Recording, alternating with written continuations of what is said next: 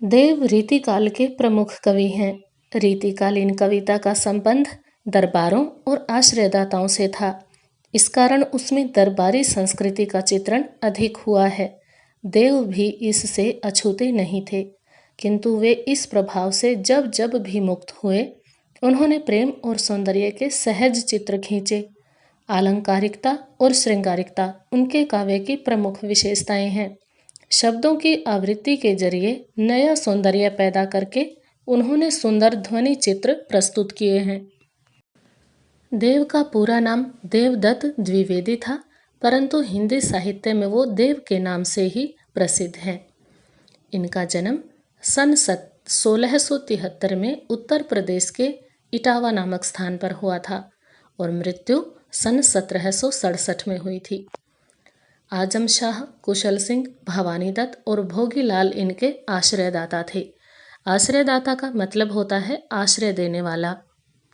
जो राजा कवि को अपने दरबार में रखता था, अपना दरबारी कवि बनाता था, वही उस कवि का आश्रयदाता होता था। देव कवि कई राजाओं के आश्रय में रहे।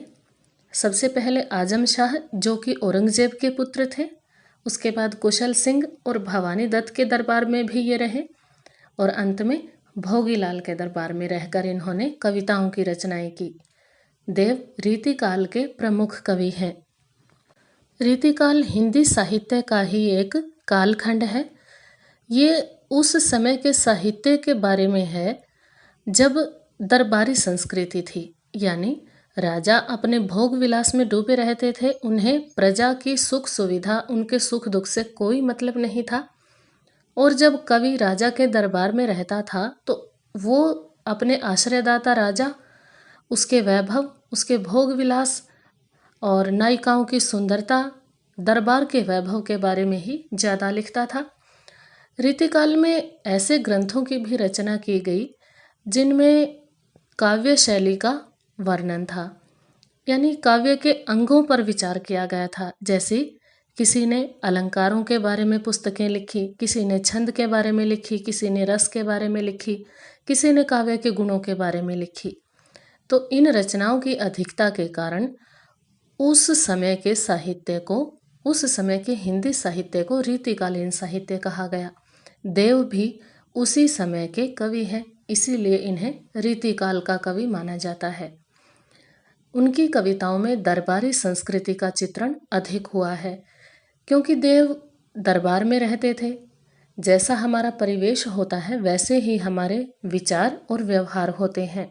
दरबार में रहने के कारण इनके साहित्य पर दरबारी संस्कृति का प्रभाव दिखाई देता है। जैसा उन्होंने देखा, जैसा जीवन उन्होंने जिया, वैसा ही उन्होंने साहित्य लिखा। उन्हें सबसे अधिक धन व सम्मान भोगीलाल से प्राप्त हुआ। वैसे तो सभी राजाओं के दरबार में इन्हें सम्मान मिला, परंतु भोगीलाल से सबसे अधिक मिला। भोगीलाल ने इनकी रचनाओं से प्रसिद्ध होकर इन्हें बहुत सारा धन भी दिया और सम्मान भी दिया। वैसे तो देव कवि की कुल 72 रचनाएं मानी जाती हैं, परंतु उनकी केवल 15 रचनाएं ही उपलब्ध हैं, यानी प्राप्त होती हैं। जिनमें से प्रमुख रचनाओं के नाम हम देख लेते हैं। सबसे पहली है रस विलास, दूसरी कुशल विलास, तीसरी भाव विलास और चौथी भवानी विलास। इन रचनाओं में हमने देखा कि सभी रचनाओं के नाम के पीछे विलास विलास शब्द लगा हुआ है। इससे आपको याद करने में आसानी रहेगी। पांचवी रचना है देवचरित्र, छठी देव शतक। देव देव ये शब्द इन दोनों रचनाओं में है, इन्हें भी आसानी से याद रख सकते हैं। सातवीं प्रमुख रचना है इनकी काव्य रसायन। इनकी रचनाओं के नाम एक बार फिर से देख लेते हैं ताकि अच्छे से याद हो जाए।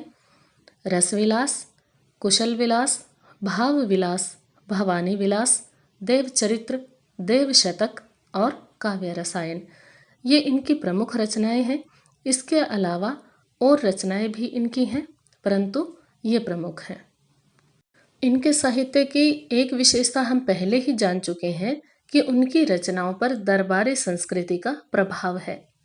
और इनके साहित्य की दूसरी विशेषता है कि उन्होंने अपने काव्य में प्रेम और सौंदर्य का सहज वर्णन किया है।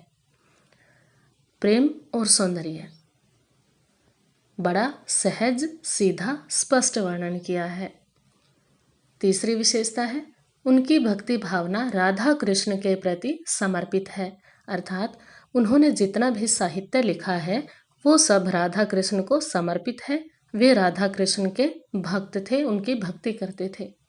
चौथी विशेषता है सफल कवि के साथ साथ उन्हें आचार्य भी कहा जाता है, क्योंकि उन्हें काव्य शास्त्र का समुचित ज्ञान था।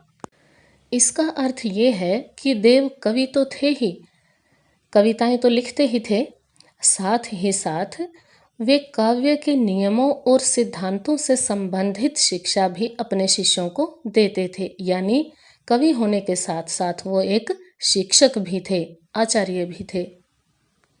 अंत में जानते हैं देव की भाषा शैली के बारे में।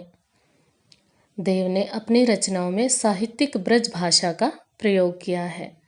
कृष्ण भक्त अधिकतर कवियों ने ब्रज भाषा में अपनी रचनाएं लिखी हैं।